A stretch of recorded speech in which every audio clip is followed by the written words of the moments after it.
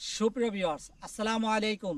এই মুহূর্তে আপনারা যেখান থেকে দেখছেন, আর আমি এসটিভি ব্রাহ্মণবাড়িয়ার পক্ষ থেকে আজকের ব্লগটি আপনাদেরকে তুলে ধরার জন্য উপস্থিত হয়ে গেলাম সোনারঘাট উপজেলা চণ্ডীমুড়া রামগঙ্গা চা বাগানে। আর আমার এই পাশে দেখতেছেন চা বাগানের বিশাল যে পাহাড় রয়েছে, ডান পাশে বাম পাশেও রয়েছে, ডান পাশেও রয়েছে কিন্তু বিশাল আকৃতির বড় বড় চা বাগান।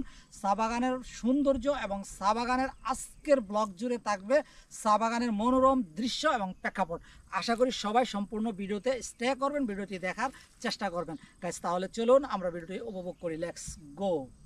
তো এই মুহূর্তে আমি চা বাগানের যে উপরের দিকে উঠতেছে, আপনারা দেখতেছেন আসলে চা বাগানের উপরে টিলা বা পাহাড়ের উপরে ওঠা কি যে আনন্দদায়ক আপনারা দেখতেছেন। আমি আপনাদেরকে দেখাচ্ছি। আসলে এই ভ্রমণটা আপনাদের জন্য হতে পারে একটি আনন্দদায়ক ভ্রমণ। আপনারা যারা এই ভিডিওটি দেখতেছেন, আমি এই মুহূর্তে আপনাদেরকে জানিয়ে দিচ্ছি এই স্থানটিতে আপনারা কিভাবে আসবেন এবং কিভাবে ভিজিট করবেন।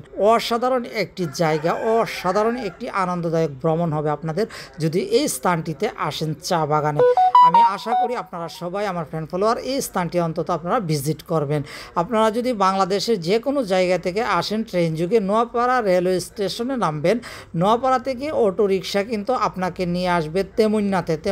15 টাকা করে আপনাদেরকে মাথাপিছু ভাড়া দিতে হবে। তেমুন্না থেকে আপনাদেরকে অটোয়ে যদি যান তাহলে দেখা যাচ্ছে 30 টাকা মাথাপিছু দিতে হবে। আর যদি সিএনজিয়ে যান তাহলে কিন্তু আপনাদেরকে অনলি 50 টাকা ভাড়া দিতে হবে। এই চা বাগানটিতে কিন্তু আপনাদেরকে সাতছড়ি টি গার্ডেনে আপনাদেরকে পৌঁছে দেবে। আর যদি বাসে আপনারা আসেন তাহলে আপনাদেরকে আসতে হবে নোয়াপাড়া। নোয়াপাড়া থেকে আপনারা তেমুন্নাতে নামতে পারেন বা নোয়াপাড়াতে নামতে পারেন। তেমুন্নাতে নামলে তেমুন্না থেকে অনলি 30 টাকা বা 50 টাকা সিএনজি ভাড়া দিয়ে কিন্তু আপনারা এই স্থানটি ভ্রমণ করতে পারেন। তবে এই ভ্রমণটি হতে পারে আপনার জন্য আনন্দদায়ক, আপনার জন্য অনেক সুন্দর একটি ভ্রমণ হতে পারে। যারা ভ্রমণ পিপাসু রয়েছেন, আপনার মাইন্ড যদি ভালো না থাকে, আপনার মন যদি খারাপ থাকে, তাহলে আপনি যদি এখানে যান অন্তত আপনার মাইন্ড এবং মনটাকে ফুললি একটা সেট আপ দিয়ে দেবে, যে সেট আপটি আপনি কিন্তু অনেক তৃপ্তি সহকারে কিন্তু উপভোগ করতে পারেন। তাই আমার যত ফ্রেন্ড ফলোয়ার আছেন আপনাদেরকে আমি সাজেস্ট করব আপনারা অন্তত ফ্রি টাইমে প্রাকৃতিক পরিবেশে সুন্দর আবহাওয়ায় ঘুরে যাবেন। এই স্থানটি আপনার জন্য হতে পারে একদম পারফেক্ট। তবে এই স্থানের নিরাপত্তার বিষয়টি আমি আপনাদেরকে জানিয়ে দিচ্ছি। এই স্থানে যদি আপনারা ভিজিট করেন সকাল থেকে বিকেল 5টা বা 5:30 পর্যন্ত আপনারা এই স্থানটিতে ঘোরাফেরা বা আপনারা ঘুরে দেখতে পারেন চতুর্দিকে। 5টা বা 5:30টার পরে সন্ধ্যা যখন ঘনিয়ে আসবে তখন কিন্তু আপনারা এই স্থানটিতে থাকবেন না, কারণ সন্ধ্যার পরে কিন্তু নিরাপদ নয়।